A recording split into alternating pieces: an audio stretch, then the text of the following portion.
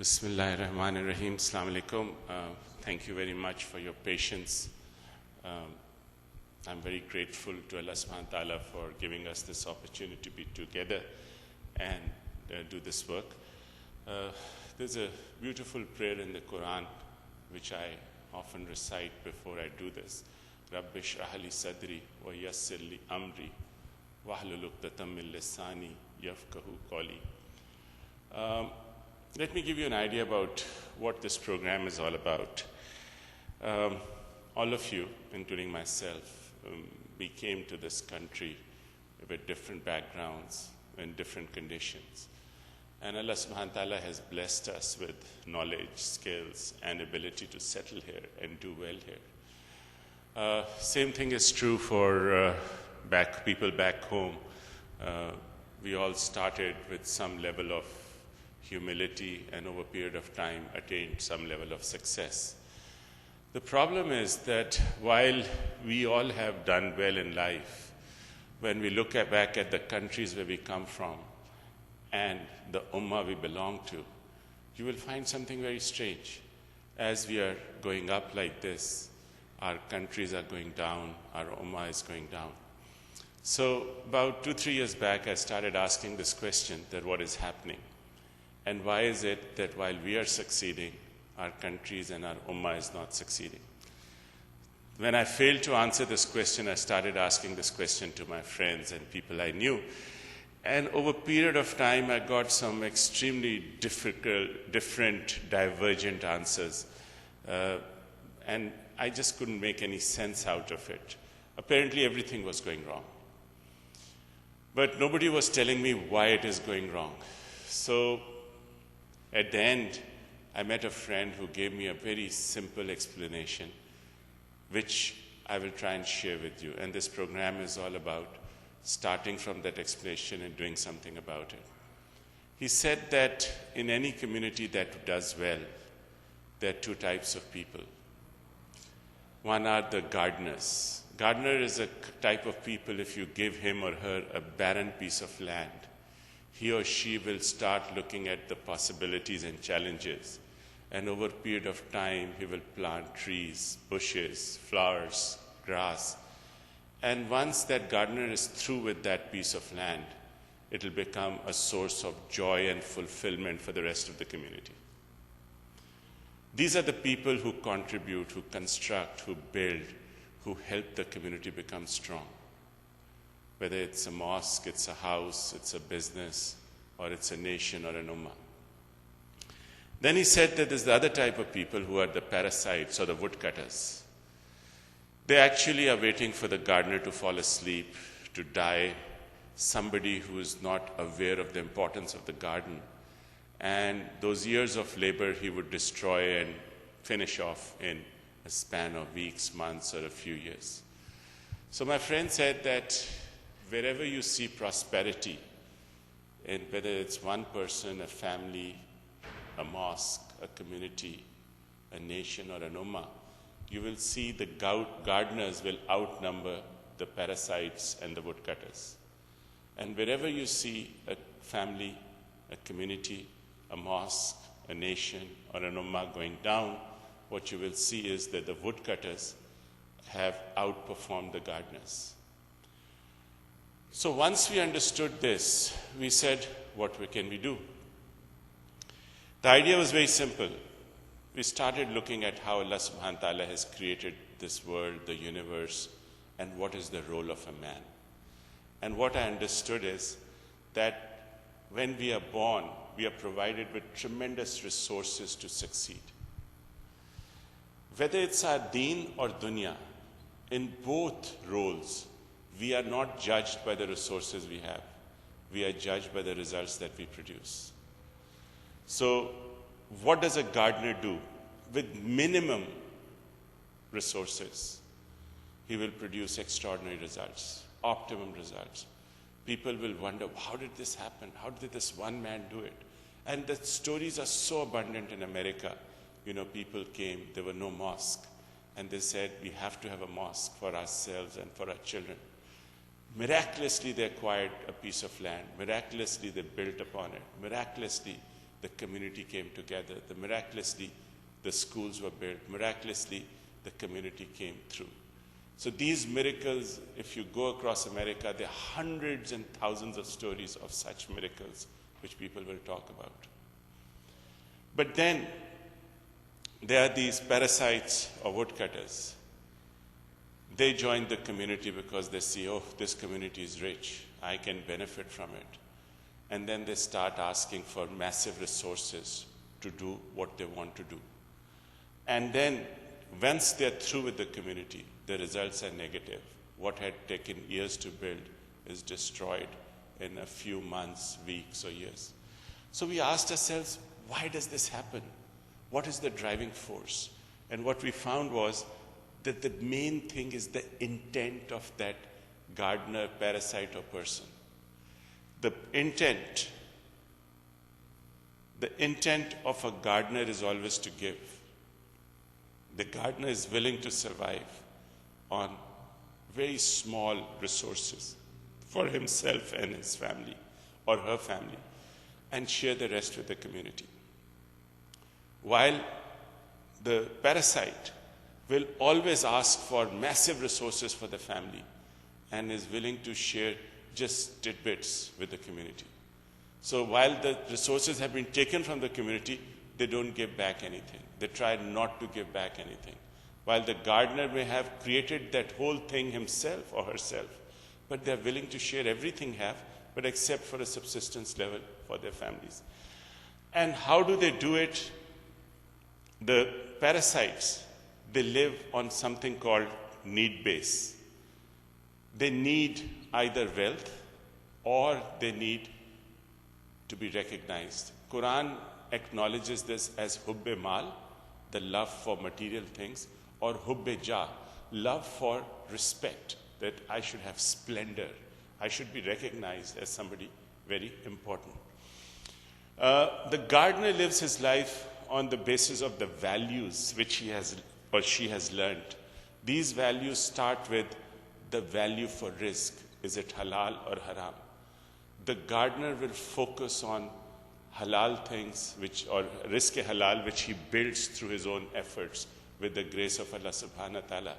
And then throughout his life, he will build and contribute and share. While the parasite will always live, he doesn't care whether it's halal or haram. It's what he needs, whether it's hubbe mal or hubbe jah.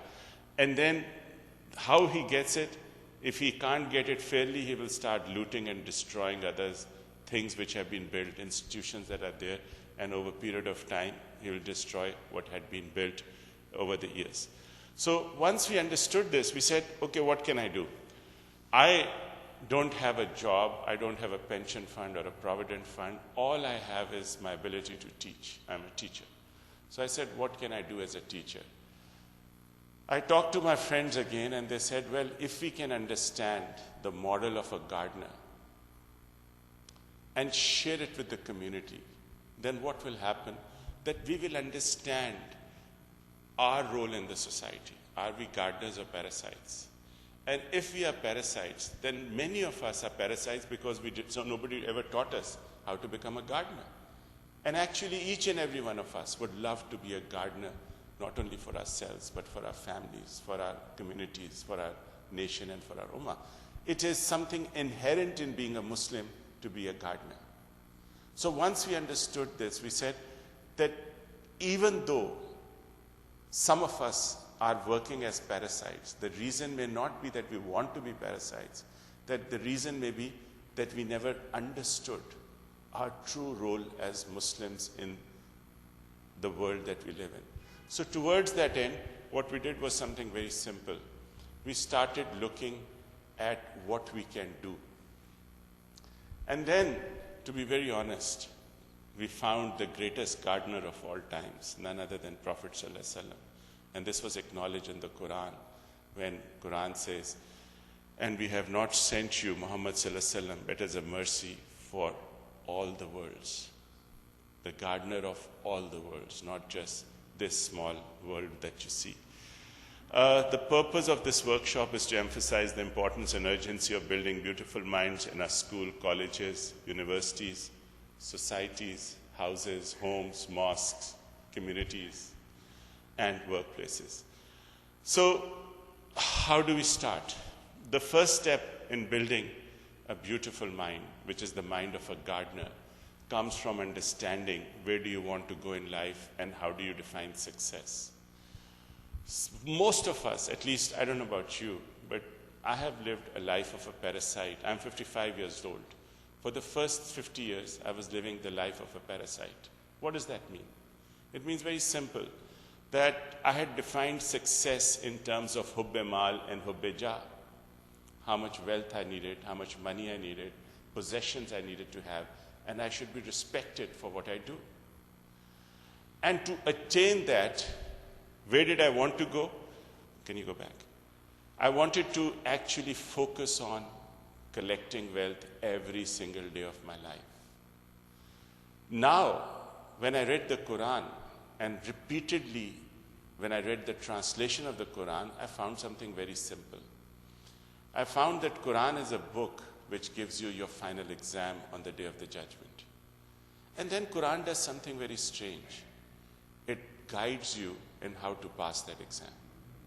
That is the crux of the Quran. There are many beautiful things in the Quran, but for me the most important thing at this age is that the final paper is there and the Quran has told me how to pass that exam. So what did I find in the final paper?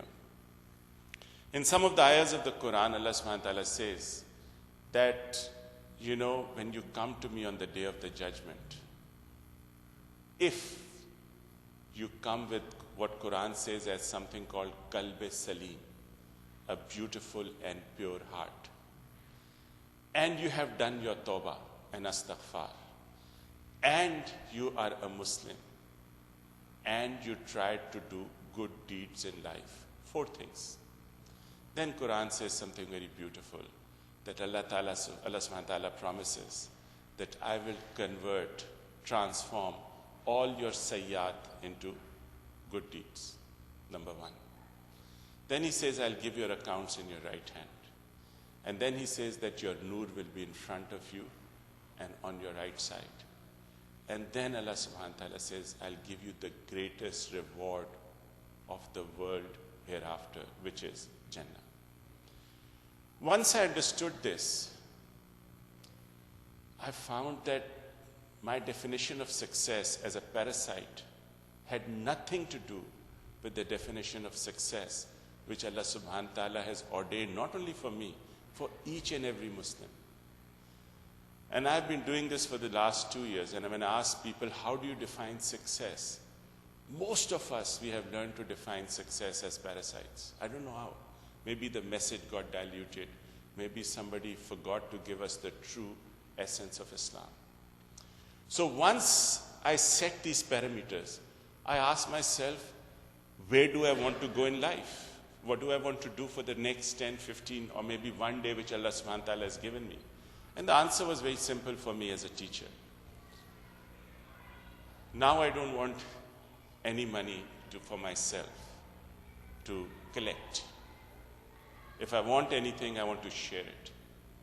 Number 2, my biggest goal in life is to share this with 6 million people, young people, parents, teachers, professionals. Anybody who's a Muslim, I would like to share it with him. Why? On the day of the judgment, when everything is in a balance, there may be a young boy or a girl, a father or a mother who may walk up and tell Allah subhanahu wa ta'ala that this man taught me how to be a gardener, how to build a beautiful mind, and I may be forgiven that day. So with that goal, we are actually doing this work a lot in Pakistan. We are doing it in schools, colleges, universities. Here I'm working with the help of Helping Hands. We are going to different mosques, schools. Anywhere we are invited, anywhere you can gather 15, 20 Muslims, we'll go there free of cost and share this with you. So the goal is 6 million gardeners in the Ummah. Many of them in America, lots of them in Pakistan, and wherever it's needed. So how do you define a beautiful mind.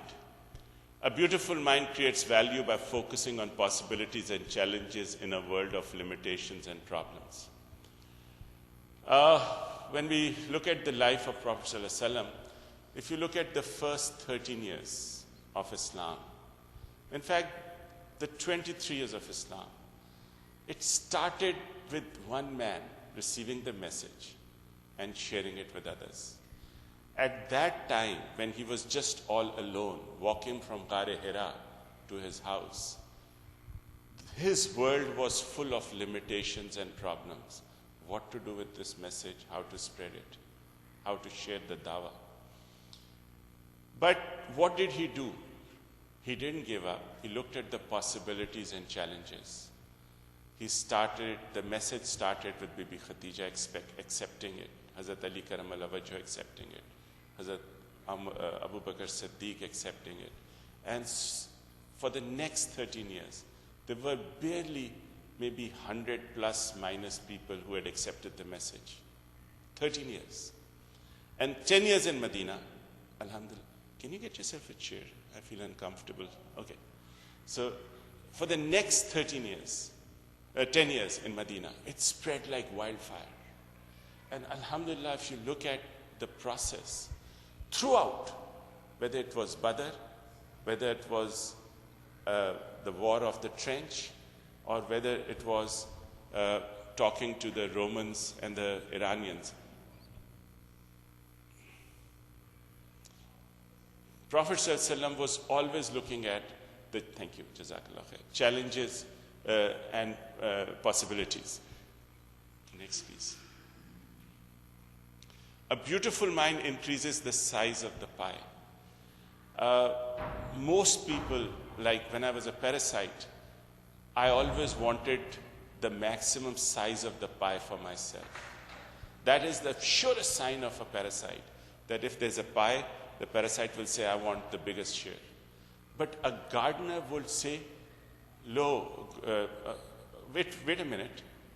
I will increase the size of the pie to such a level that I will also have enough, and everybody will have more than enough. And we don't have to be greedy about how much we have. And actually, you see this in the time of Hazrat Umar Razillah Ta'ala anhu, when in Medina, there was not a single person who was willing to take zakat. What had happened? The size of the pie had become so big that everybody was giving zakat. And nobody said that I'm a recipient, so you couldn't find anybody. A beautiful mind makes what seems impossible possible and difficult easy. Think about it. The first year of the dawah of Prophet ﷺ, if somebody had come to the Quraysh and the kuffar and said, accept his message. Why? Because one day there'll be a country called United States of America. There will be a state called California, in which there'll be a city, Culver City, and there'll be a mosque in which men and women will gather to talk about Allah subhanahu wa ta'ala and His Messenger. Guess what the kuffar would have said? It's impossible. And on top of that, if somebody had said that 1400 years from now, there will be more than 1 billion followers of this Prophet ﷺ, they would have said, you are lying. It's not possible. But you see that happening today. I have come from Pakistan, which is 10,000 miles away. Somehow I got hooked to Brother Kareem, who works with the youth here, and Helping Hands. And impossible connections were made for us to be here, for each and every one of you to leave what you were doing, to wait for us when we were stuck in traffic, to be here and together. It's something, nothing but impossible. And the last thing is, beautiful minds enable ordinary people to see the big picture to produce extraordinary results. Look at the companions and the Sahaba Karam of Prophet ﷺ. They were traders, they were shepherds, and they were traders, shepherds, and farmers. None of them had gone to Harvard, Stanford, MIT, Yale. None of them had IT degrees. None of them had iPods, laptops. None of them had telephones. What did they have? They had beautiful minds. And in the first 8 years of Hijrah, with those beautiful minds, they had decimated their biggest nemesis, which were the kuffar of Makkah. In the next 30 years, they decimated two superpowers, the Romans and the Iranians. And they started with nothing. Some of them were walking with sticks. Some of them had bows and arrows. Some of them had swords. Some of them had horses. Some had camels. Most of them were walking barefoot. With a beautiful mind, they did the impossible. Even today, I promise you, if we learn this, each and every one of us is capable to do the impossible, provided we do the way the Prophet taught us. So, how do you build beautiful minds? Some people are gifted. Allah subhanahu wa ta'ala is kind to them. They are born with the right, beautiful minds. They have resources. They never have to struggle. It is as if they get their fish on a plate every day of their lives. Everything is so easy for them. You envy them. And you say, Wallah, he never had to struggle a single day of his life. But then there are these other people who had nothing.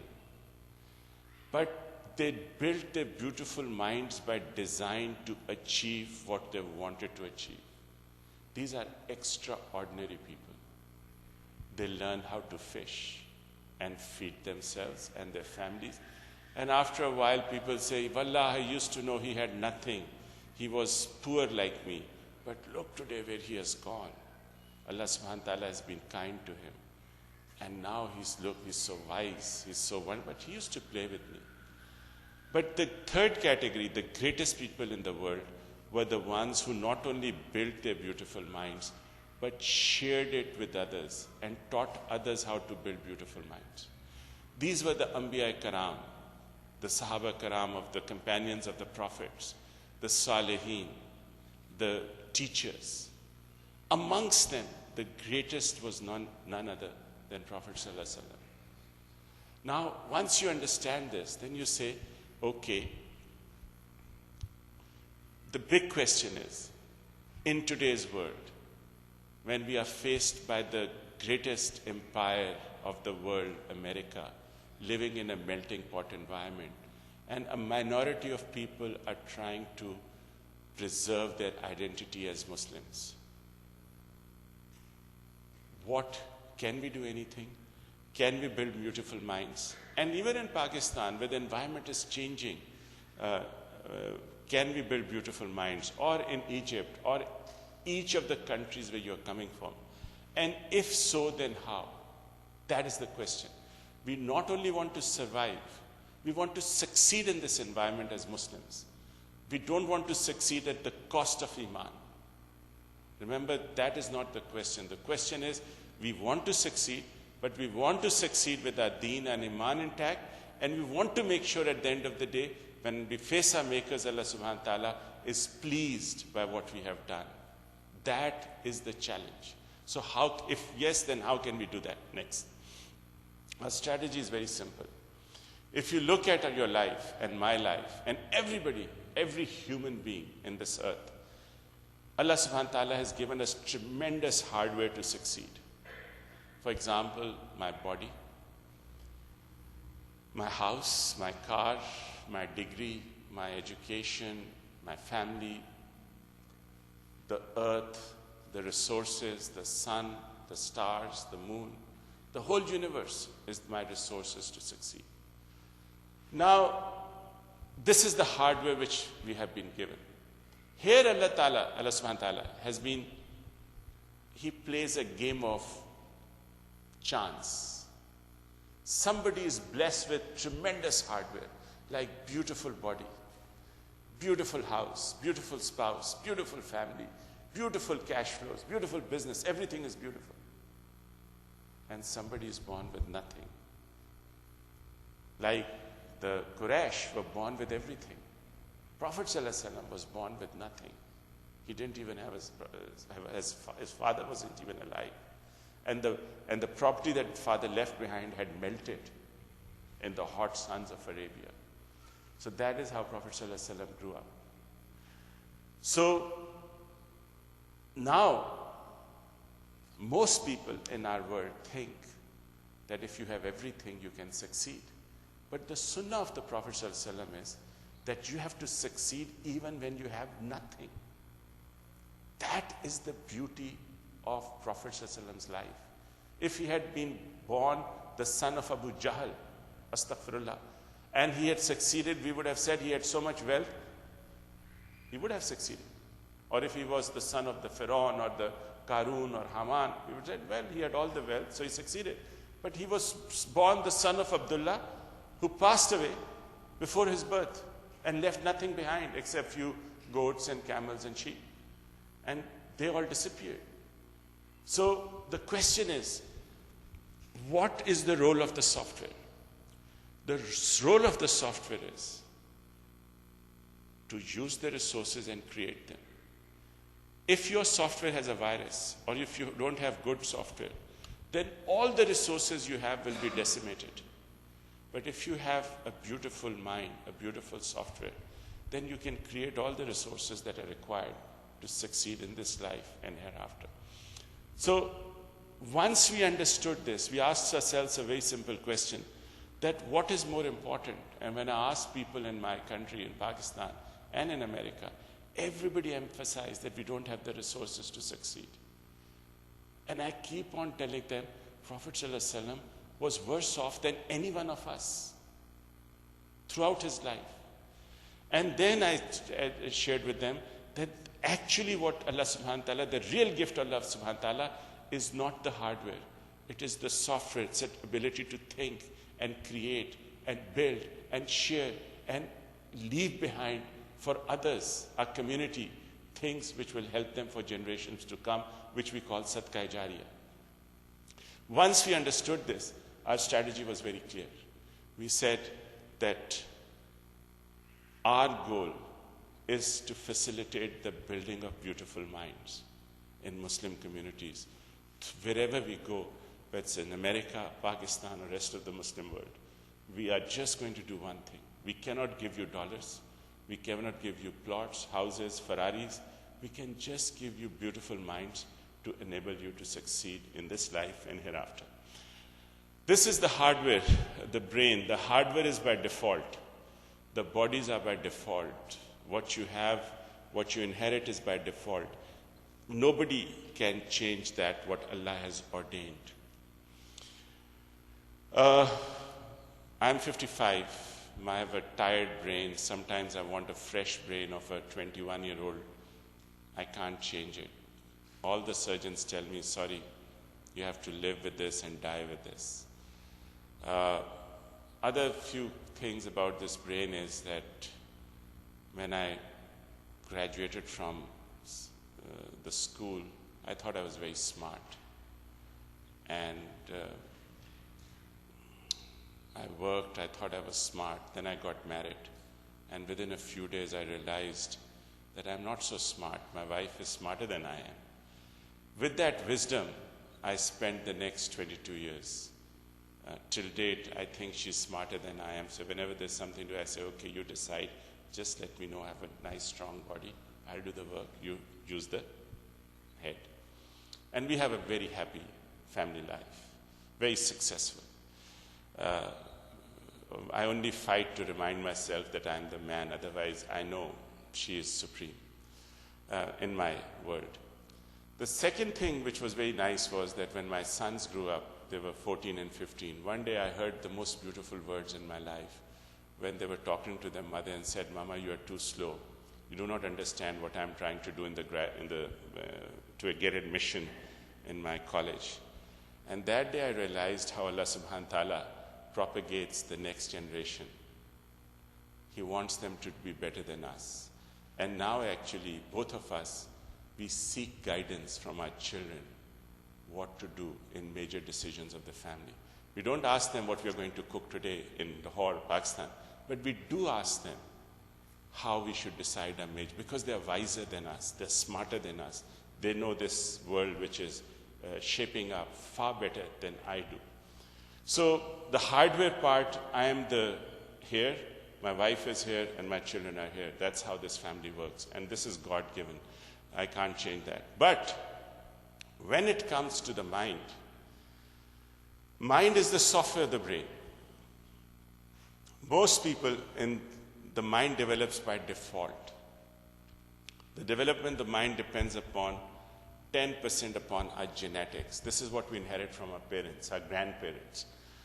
And 19% on the environment we live in. Now, I may be here in terms of my hardware.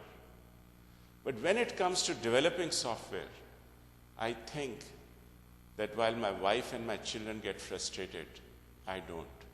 Allah subhanahu wa ta'ala has given me the gift to understand how this software develops. And I developed it for myself. And now I'm working with others who want to develop the software. Try and understand this concept here. You may be the smartest person under the sun, but if the only environment you're exposed to is the melting pot of the Americas, guess what will you become in the end? You will become a part of the melting pot. But if Allah subhanahu wa ta'ala is kind to you, and you come to this mosque, and you become attached to it, and you make sure you are here at least once a day, and you do your salat by Jamaat, and you have friends here whom you can call upon when you are in need, then I promise you that this environment will tremendously influence the way you live even outside the mosque. So, while in terms of genes we are helpless, we can choose the environment we want to create in our homes, in our mosque, and in our families. So with this, the last thing is that this is true for most of us. But there are some people who, despite their genes and environment, they are able to build beautiful minds. And amongst these people, one of the greatest examples in Quran is none other than Hazrat Musa alayhi salam. When you read his story in Quran, what do you see? He had the genes of slaves. His family and his people were slaves for hundreds of years. They were the slaves of the Pharaoh and his people. So he had the genes of a slave, and I have never been a slave, so I can not actually either understand or explain to you. But all I know is that a slave eats like a slave, drinks like a slave, sleeps like a slave, and lives like a slave. So firstly, he had the genes of a slave. The worst thing was the environment in which he was brought up was that of the Pharaoh's house, the most corrupt house in Egypt. And from there evolves one of the most beautiful prophets who is mentioned in the Old Testament, the New Testament, and the most mentioned prophet in the Quran is none other than Hazrat Musa alayhi salam. The question is, how did that happen? Now, in the house of Pharaoh, with his genes, there were two things available to Hazrat Musa. One was Bibi Asya, Hazrat Asya. The other was the leadership, not the belief system, the leadership qualities of the Pharaoh. He picked them both. Then when he flees to Medina and he meets Hazrat Shuaib, then for 10 years he learns from him. 8 or 10 years that he serves. And from there emerges a beautiful prophet. So there are many lessons in the story, but for me the greatest lesson is that for all of us who come from different genetic pools, and we are forced to live in different environments, each and every one of us can connect to an influence which can help us in developing a beautiful mind. And what is that influence? In our homes, the biggest influence is the influence of Quran. If you read that book as a book of wisdom, you connect yourself to Allah subhanahu wa ta'ala. The other influence is the influence of Salah. If you do your Salah as a tool for connecting yourself to Allah subhanahu wa ta'ala, whether you are on the road, whether you are in the mosque, on the home, you are connected to Him. The third influence is the mosque. So if you connect yourself, then wherever you are, in whatever environment, with whatever genetic pool, actually you start rising above everything around you and you start building a beautiful mind. So these are some of the qualities of a beautiful mind. The first thing that you start seeing when the beautiful mind starts, that on the path of a Gardner, you become self-starting. Nobody says to get up for Salatul Fajr. Nobody has to tell you, oh, it's time for Isha. Nobody has to tell you, oh, it is the Ramadan, you have to fast. Nobody has to tell you that I have to read my Quran. You do it because you want to do it. And why do you want to do it? Because you love to do it. You have a passion. Actually, when you don't do it, that's the time when you feel agitated. We just feel upset. Yeah, I should be doing it, why I'm not doing it? The third thing you see in beautiful minds is the generosity. They don't want this for themselves. They want to share it. The barakah, the khair. And they're courageous. They're willing to stand for what they believe in. They're positive and energetic. They're motivated and self-confident. They develop excellent communication skills. And a part of the communication skills is they learn to listen. They learn to listen to people around them. And then they learn to speak in a way in which they can share with other people what they want to say. They become a proactive team player. There is no such thing as I. It's more about we, the community, the house, the family. They have beautiful values and a very strong belief system. And the last thing you see in themselves is they're always learning and improving themselves. Now, these are some of the qualities I could understand. But in your life, you may think something else is more important, so feel free, write it there. Nobody's stopping us from increasing the qualities of the beautiful mind. But the question is very simple, that look at them. What are they? Hardware or software? And the second question is, if any one of us acquires some of these qualities, how much do we have to spend? How much money will we have to spend out of our pocket to acquire them? Zilch, nada, nothing. And the last question is, if we acquire these qualities, where will I be in terms of this world and hereafter? And I'll promise you one thing. With these qualities, nobody in this world except Allah subhanahu wa ta'ala can stop you from succeeding in the deen and the dunya, and the zindagi and the akhirah. Nobody. The only reason you may feel blocked is if he wants something even better for you. Otherwise, with these qualities, nobody can stop you. So, how do we do this? There's a concept called the curve of excellence.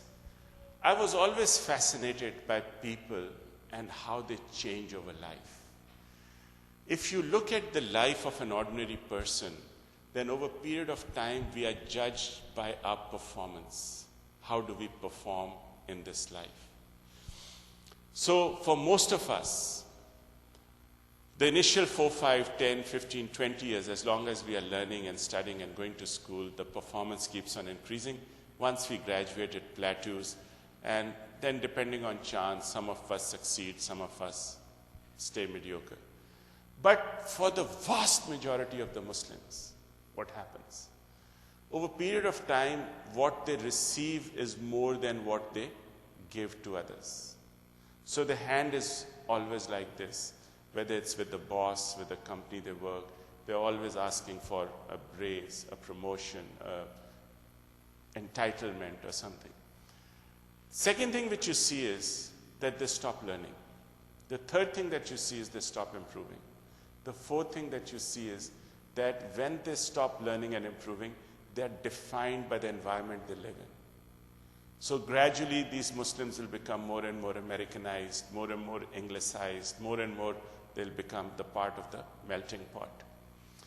People on the curve of excellence are people who define their times, who decide what they want to be, and they become that.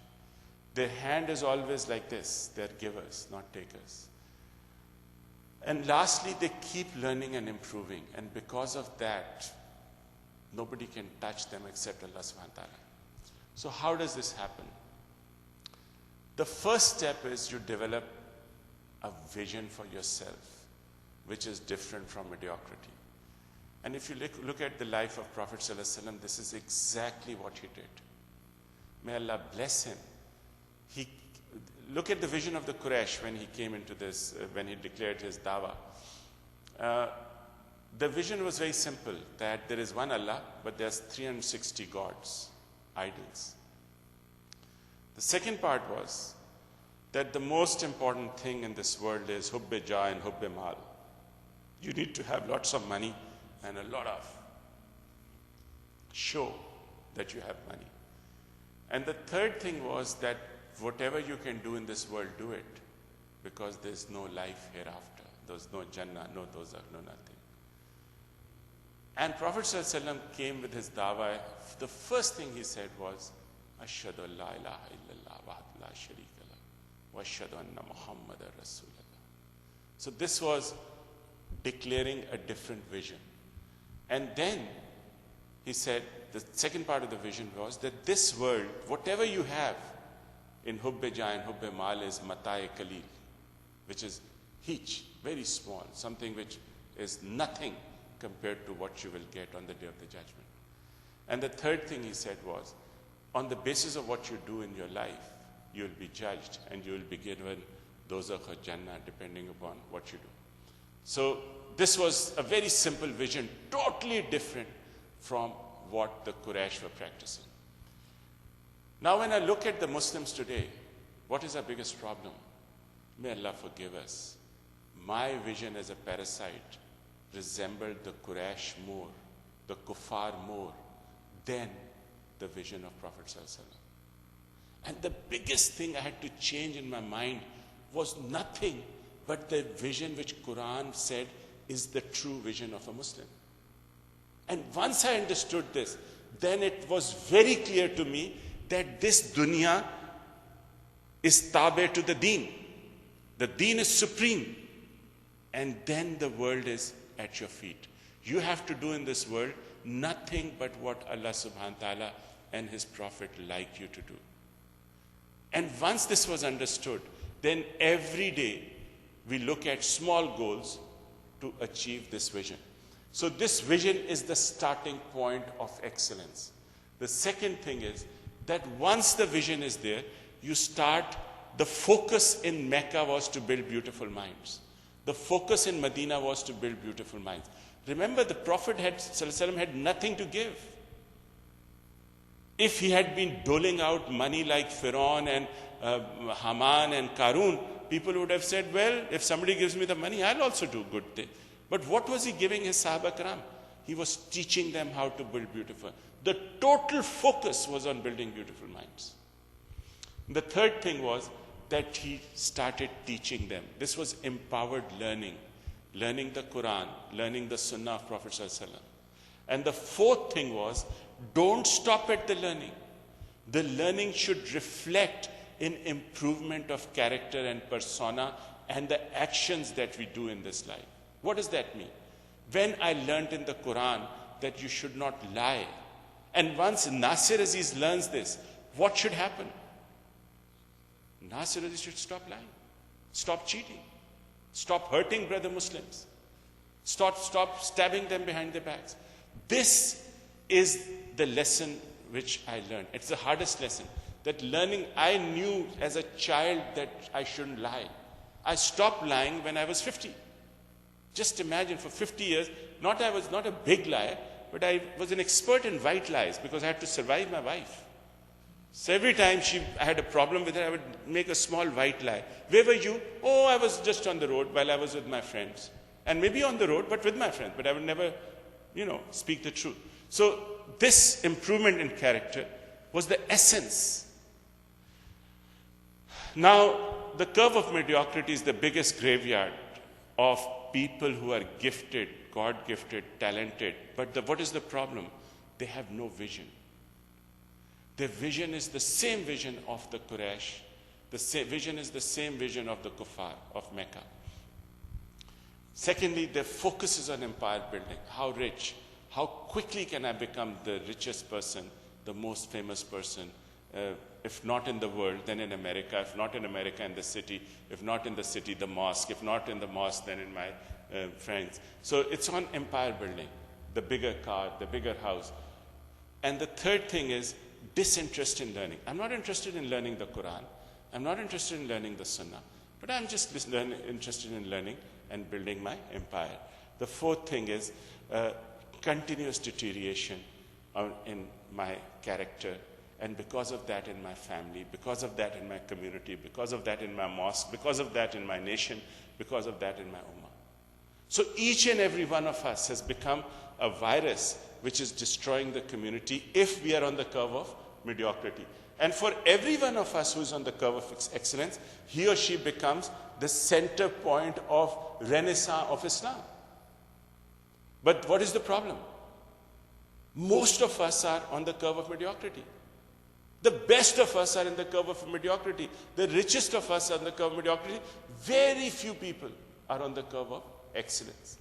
So once we understood this, we asked ourselves that these are the four guiding lines. Anybody, any child, any man, woman, child, if we start bringing them into our lives, take up the vision of Prophet ﷺ as laid in the Quran, and then focus on building a beautiful mind, empowered learning, learn to make it happen, and improve our character, then our destinies would change. Very simple. You don't have to know any rocket science.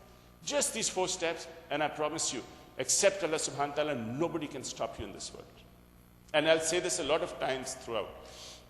So once we understood this, we asked ourselves a very simple question. We said, whenever you shift from mediocrity to excellence, you are faced by challenges and problems. And these will be unique to each and every one of us, depending on the situation we are in. For example, I am the man. So when I wanted to go to the curve of excellence, I had fewer problems than if my wife had decided to do that. If my children had decided, they would have had even greater resistance from both of us. So every person, if you're a student, if you are living in America, if you're living in Pakistan, you're living in Egypt, you're living in, the problems will be different. But at the end of the day, the challenge will be there, the problem will be there.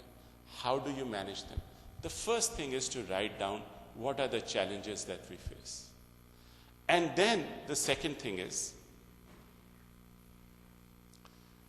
how to tackle them. Now, if you want to tackle them, there is this unique approach developed by Stephen Covey. At least he has documented this approach. And it is there in this book called 7 Habits. I'm sure everybody in America has read it.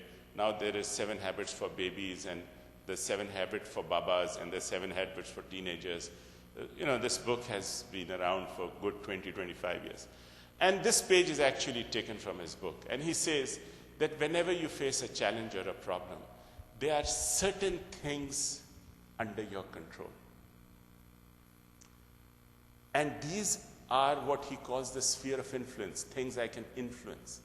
And there are certain things beyond my control. These are what he calls the sphere of concern, but they're uncontrollable. For example, when I heard, or when I was told I was supposed to come and share this work with you, what was under my control? What was my sphere of influence? That I should have prepared for it. That I should have done my best to make sure that I knew this inside out. So when I came here, I would be able to do it fluently. English is not my first language. My first language is Urdu and Punjabi. And when I do it in Urdu and Punjabi, it's like magic, because we have poetry from Iqbal, and we have different stories which are there in Urdu. I'm very good in that. But when I have to speak in English, I have to actually think of everything in Urdu and then translate it into English and then tell my tongue to do so people can understand it. So it's not very easy for me. But I have to practice. If I'm to succeed, I have to do well in America, I have to practice that. This is control. Then I had to be ready on time. But what was uncontrollable was the traffic. We were on time, and all of a sudden everything came to a standstill, and then it was like a slow motion movie. And Brother Riaz was calling us 5 calls a minute. Where are you? You were supposed to be here. Where are you?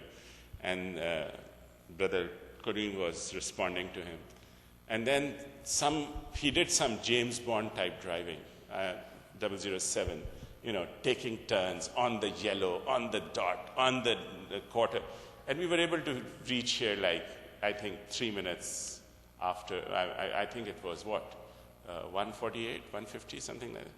Yeah? 12:48. So it was a miracle why we were here. And it was because Brother Kareem should be 00 youth. So the uncontrollables will always be there.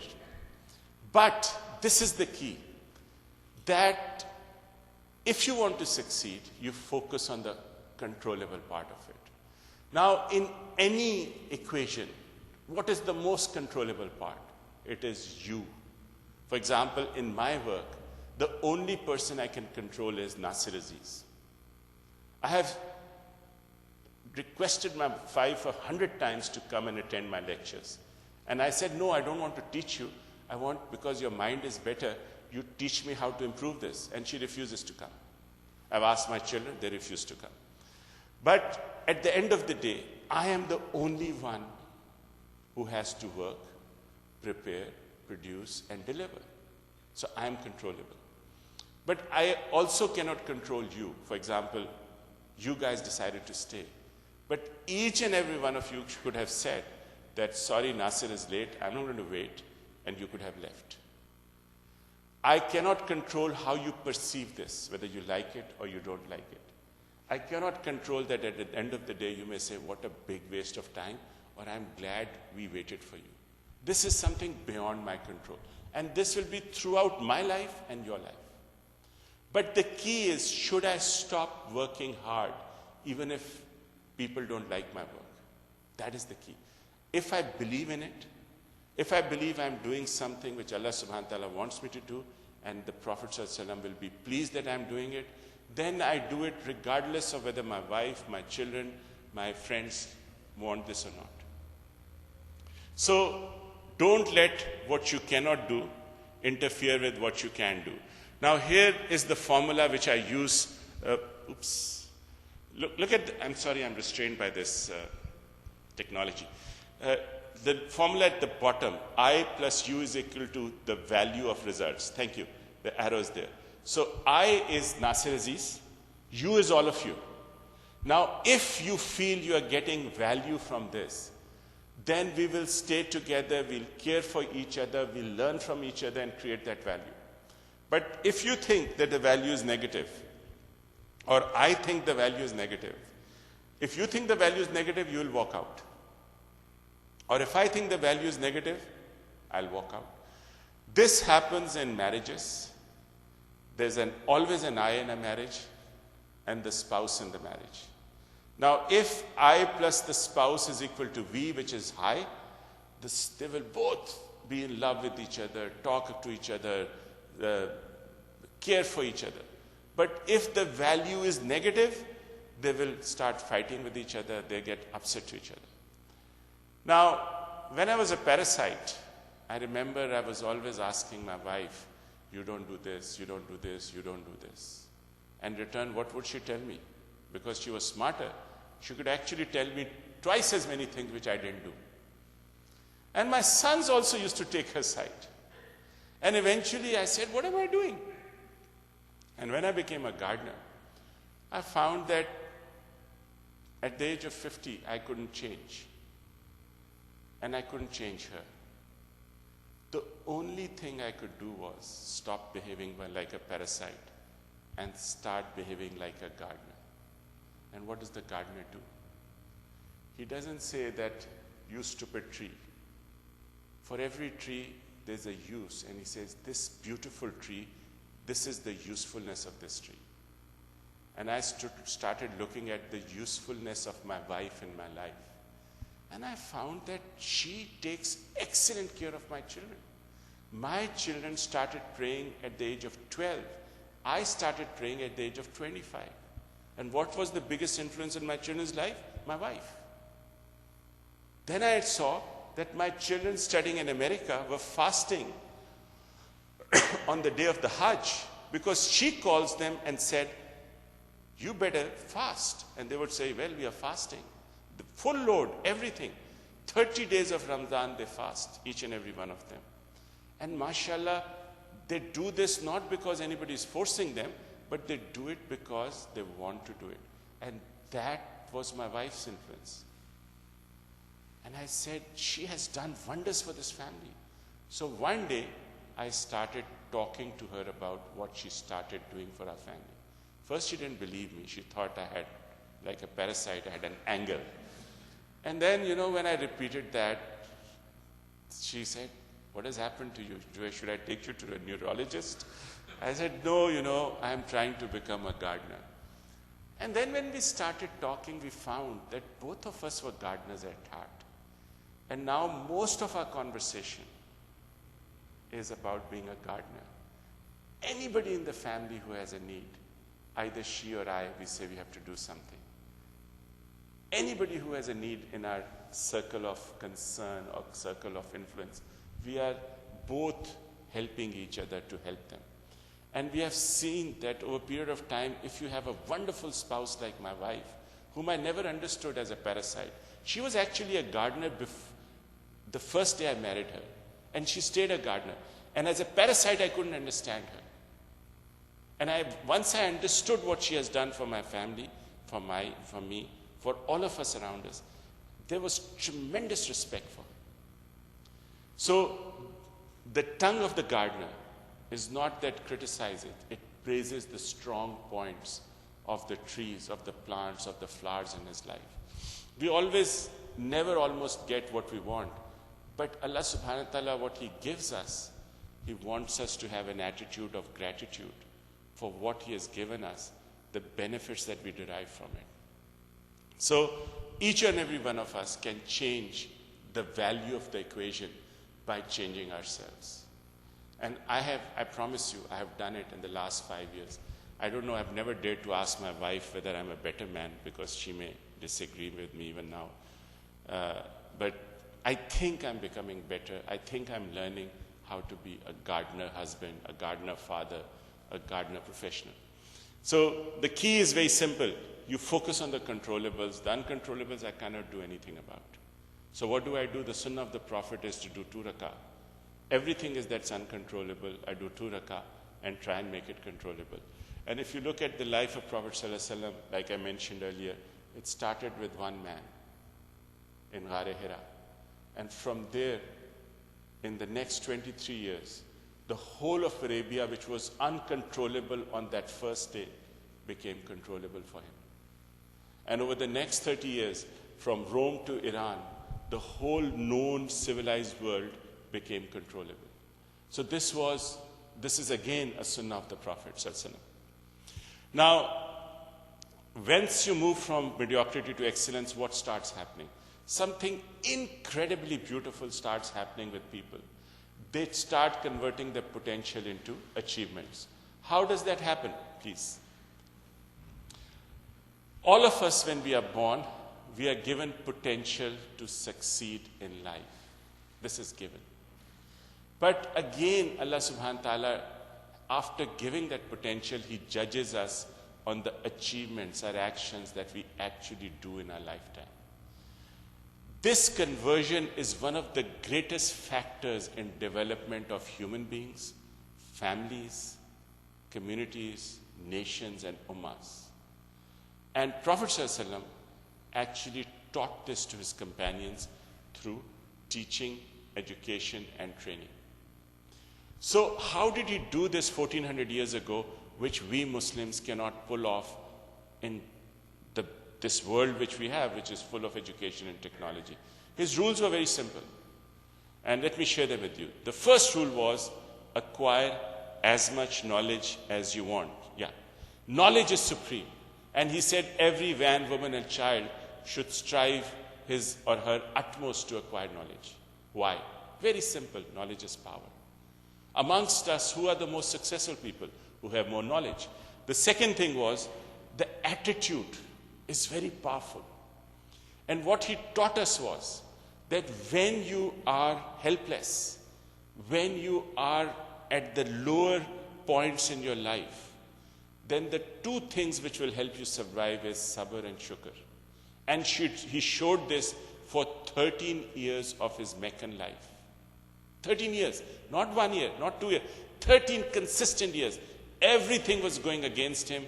Gradually the tide of zulm was rising for his followers and himself, and all he had to answer was sabr and shukr. But his highest point came on the conquest of Makkah. And what did he show us? Mercy for everybody who had opposed him. And number two, when he was doing the tawaf of Kaaba, with humility his beard was touching the kajawa, the saddle of the camel. And what was he saying with his tongue? Allah, you are the only one who could make this happen. I couldn't do it all by myself. So what is the lesson? We always have low points and high points. The beauty of a Muslim, a beautiful mind, is that they will, in the lowest points, they will do sabr and shukr. And the highest point, they won't say, look, Nasser Aziz, I'm so great. They will say, Nasser Aziz is nothing. It's Allah subhanahu wa ta'ala who has to be praised. Because we are just his instruments. The third thing is skills. And he said, develop the best possible skills in your profession and what you do. And the fourth thing he said was, develop good habits. They will help you throughout your life. Now, these were the four essential ingredients that he taught us. So, even today, whoever is good with knowledge, he will succeed. Attitude, skills, and habits, even one or two combinations will help you succeed.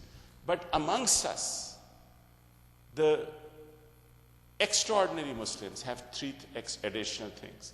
The first thing is vision. If you have a vision and you break it up into goals, and then you develop a passion for your vision and your goals, then you will acquire all the knowledge that you need to achieve your goals, to achieve your vision. Then you will change your attitude, improve your attitude to achieve your goals, to achieve your vision. You will improve your skills to achieve your goals, to achieve your vision. And you will improve your habits to achieve your goals and achieve your vision. This is what will make you extraordinary.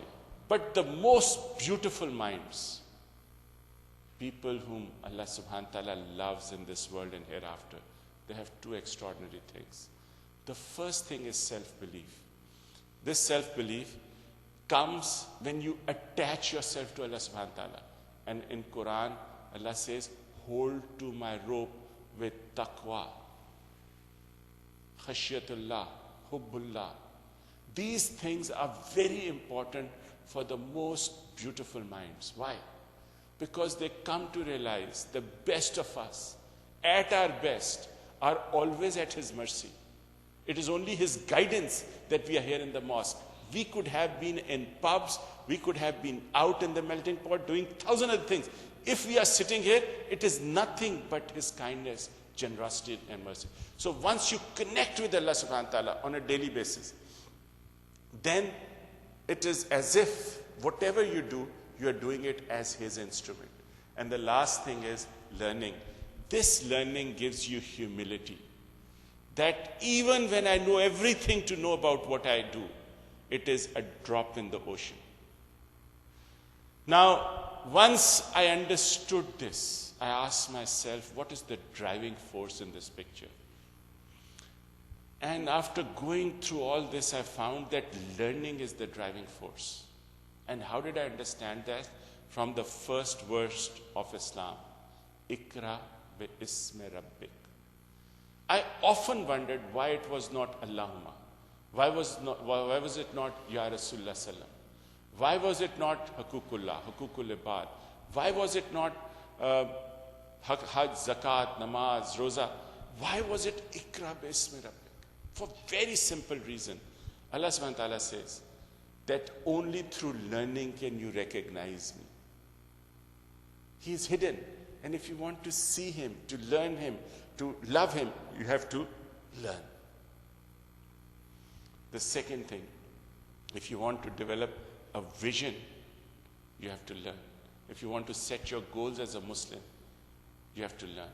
If you want to develop a passion of a beautiful mind, you have to learn. If you want to acquire knowledge, you have to learn. Improve your attitude, your skills, your habits, you have to learn. So learning is for Muslim as breath is for an ordinary man. From our cradle to our graves, the beautiful minds, they keep learning. Now, learning is at 4 levels. The first one is literacy.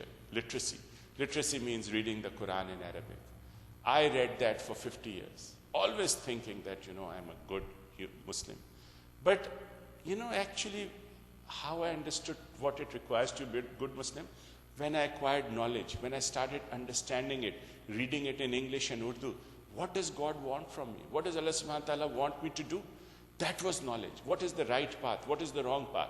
That is knowledge. And I didn't have it for 50 years. The third thing was the skill to use. For example, I had to build a house. And I was offered money on interest. And I said, should I take it or not? There were 2 schools of thought. One said, well, don't take it, it's haram. The other said, no, it's a business cost. And then I asked myself, this is a gray area. You know what a gray area is? Where the people have different opinions. I said, how much do I need a house? What if I'm wrong by accepting the advice of people who say it's a business cost? What will happen to me? I said, I will go to hell if I'm wrong. But what if I don't have a house, I live in a rented house? What will happen to me? Nothing. I may have to change that house, but nothing will happen. I'll have as long as I'm living in a rented house to please Allah subhanahu wa ta'ala, I have nothing to lose. And I lived in a rented house for 11 years, when most of the time loans were available to me on interest. So the skills you develop, when to speak the truth, how to be honest, how to be helpful, these are skills which a Muslim develops over a period of time. And the last thing is the process of building a beautiful mind. It doesn't come instantly. You have to work on it. And you have to know where to start, how to process, and what you go. So this is what learning does for you. Now, if you do this, again I promise you once again, except Allah subhanahu wa ta'ala, nobody can stop you from achieving your goals in this world and hereafter. But the beauty is that if you practice this, then something extremely elegant will start happening in your life. You will start determining your destiny as you want it to be, not as the melting pot wants it to be. And how do you do this? All of us have a hardware and software. If the hardware is the brain and the software is the mind, then they do not evolve over a period of time in a vacuum. They need an environment. Our environment is built up of 5 factors. The first factor is the religion. If you are a born Muslim, then it is one of the most powerful influences in our life. I don't remember the first day of my life, but my mother often tells me that when you were born, azan was given in both ears on the first day. Now, I don't know where my last day will be, but I know that there'll come a day when I'll die. And that day I'll be so helpless, I wouldn't be able to squat a fly from my face. But I have faith that some Muslims will come.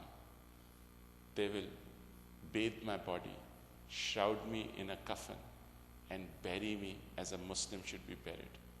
Now, these 2 days, it has been ordained what should be done to me.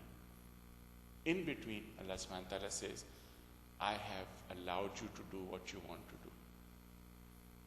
So it's my game. Today, I'm here because I wanted to be here. I could have been in a bar, anywhere, doing something else, but I am here because I want to be here. So religion is very powerful for us. The second thing is our families. Here the mothers come in, the women of Islam. The first 5 years is the first school of the child. Now when the child is in the mother's lap and she hugs him or her, and from her heart she prays. She praises Allah subhanahu wa ta'ala for the gift in her lap. And then she makes dua that may this child become a good Muslim or Muslimah. May she or he have a beautiful mind. The destiny of the child starts changing. But while in the lab, if the mother is thinking of the TV shows or the songs or the plays, then or partying or something else, then the destiny of the child is different. So in many ways, the family environment determines how this child will grow up in future. Now the third thing is the friends we keep. If I have friends who are partying all the time, then whenever I'm in trouble, I'll ask my friends, what should I do? They say, come, let's party, let's pot, let's drink, let's smoke, and things will disappear. But if I have friends who come to the mosque and pray, and I tell them I have a problem, they'll say, oh, come on, let's come, let's talk to the sheikh, he'll make dua for you. We will ask the whole congregation to make dua for you. And after the salah, we will do 2 rakah, and we'll ask Allah subhanahu wa ta'ala to come from the 7th heaven and to come here in our hearts and help us in this time when we need him. And there'll be so much conviction and faith that I will come to the mosque, I'll talk to the sheikh, I'll talk to people, and I'll ask Allah subhanahu wa ta'ala to come from the 7th heaven into my heart and help me with what I'm trying to do. That is iman, that's taqwa. My friends influence me. The fourth thing is the culture I come from. And the fifth thing is the organization I work for. All these, they have influence on me. Now the influence comes in the form of input. And when my brain and mind gets this input, then after a while, the output comes out. So the 3 basic things which come as an output, the next, is the first thing is the feelings. This is on the first day of my life. As a child, I didn't have any words, I didn't have any pictures, no memory. I just have feelings of being wet, I would howl. Hunger, I'll howl. I was uncomfortable, there was some pain, I'll scream. So I was crying or not crying according to my feelings. Then over the next few days, I learned to recognize faces. I learned that lovely woman who was my mother, that whenever I saw her, I would smile. Then I learned to smile at my father, my siblings. And then I learned to smile because my life was beautiful. But this was the dream part. I would see these pictures of these people. And then I started having ideas and thoughts that when I smile, when I wriggle my feet, somebody picks me up. Now, this triangle has stayed throughout my life with me. When I was a parasite, my feelings were, how will I acquire lots of money? I would feel nice. I would dream about having wealth and acquiring it. All my ideas were focused upon how to become rich, richer, and richer. That's it. The whole triangle was driven as a parasite. In the last 5 years, I have found that I have changed tremendously. This triangle now is, my feelings are about building, contributing to my family, to my wife, to my sons, to my family, to my mosque, to my community, to schools, colleges, universities where I teach. Even when coming to America, I can very easily go and just live in an apartment.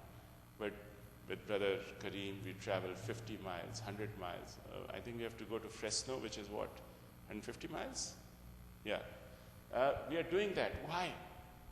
Very simple reason. Because I feel that this is the most important thing in my life. My dreams are about building a community, an ummah, where rather than people telling us that you are barbarians and that you don't have education and you haven't contributed anything to the world, I wanted to say that if you want to look at beautiful minds, come and look at my ummah. Come and look at my mosque. Come and look at my family. Come and look at my people, my nation, and I will treat you to the most beautiful minds in the world. That is my dream. And what do I think about all the time? How to make it happen. So the whole triangle has changed. Now, depending on what triangle we are using, the words come out accordingly. What am I talking about to my wife? Our biggest worry is that when we go and do this presentation, we don't have enough people there. Helping Hand has spent about $20,000 plus to make this service available to people. And this crowd is what, about 15, 20 people. I'm so grateful to Allah subhanahu wa ta'ala, but we wish it was 100 people, 200 people. We could reach to every house community that belongs to this community, this mosque. So we worry about it. We talk about it, how to make it happen, how to improve. So if you have any suggestions, let us know. Brother Kareem is here and Sister Kokab is out there, and you can tell her how we can reach people, because we desperately want to reach as many people as we can in the next 18, 20 days. So the words, our talk is not about money anymore. Its talk is about people, how to reach them. And our actions, we actually are all the time on the road, driving, thinking, doing, how to do this. And over a period of time, it has become a habit for me.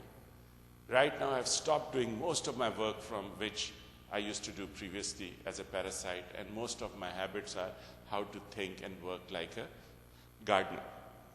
And this is becoming my character. So all of a sudden, my character has changed. And with this change of character, something beautiful has happened. And you know what is that? My destiny is changing. How? My friends have changed. I used to have friends who were parasites. And guess who are my friends now? Gardeners. I used to avoid the company of the ulama and the sheikh. I would say, what do I have to do with them? They'll tell me to be good. I don't want to be good. I want to be rich. And I would avoid them. Now I seek them out. I tell them, this is what I'm doing. Help me in making it better. So the whole character and my destiny is changing. Now this is the output that I'm giving to the environment I live in. Now, the environment looks at my work and then gives me feedback. So let's suppose the feedback is, okay, Nasser, you are talking and working in 2 countries about building gardeners, beautiful minds, which are full of parasites. If you look at America, this was the most resourceful country in the world. And the parasites have brought it down to its knees in just 200 years. What is the role of the Muslims here now? I feel this is a wonderful opportunity to build beautiful minds and steer this country out of the mess it is in. It needs beautiful minds. Look at Pakistan. Tremendous resources. And we have brought it down to its knees because of the parasites in Pakistan. Same thing in Egypt, same thing look at Syria, what's happening there. Wherever you see Muslims humbled, you will see parasites at work. So people have a right to tell me that this is impossible, you can't do it. The parasites, the odds are overwhelming. And then I'll just tell them about the sunnah of the Prophet ﷺ. When he started his work, the odds were overwhelmingly against him. He could have given up on the first day and told Allah subhanahu wa ta'ala, Allah, I can't do it. I'm too weak. I'm too human. And he said, I will do it. He took the challenge, and over 23 years, he changed the environment of Hijaz. In the next 30 years, they changed the course of history as it was happening before his time. So I asked myself, how did Prophet ﷺ do it? Because I have changed my destiny. I know it's changing, But how can we change the course of history? Just 5 minutes. How can we change the course of history? There are two things which Allah subhanahu wa ta'ala has taught Prophet sallallahu alaihi wasallam. The first thing was belief system, was iman, taqwa. And the second, and hakukullah. And the second thing was values, hakukul ibad. In iman and taqwa, quick, second also. The iman and taqwa, the Quraysh believed in their wealth and their properties and hubbeja. And they said nobody could defeat us. And here was Prophet ﷺ all alone with the poorest of the poor of Mecca as his followers. And he said, I am connected to Allah subhanahu wa ta'ala. He is supreme. Everything I have is his. And if I give it to my followers, it's not mine. It was originally his. And the last thing was, the more I give, the more will I get back. And that was when he had nothing. This is where he started. And over a period of time, he succeeded with that belief system. On the other hand, he had to work with people. People who were poor, people who were the downtrodden people of Mecca. And then he understood, and throughout his life, what he taught us was there are some values that are reverse values. These are the values of lying and cheating. And throughout his life, he avoided them. He shunned them.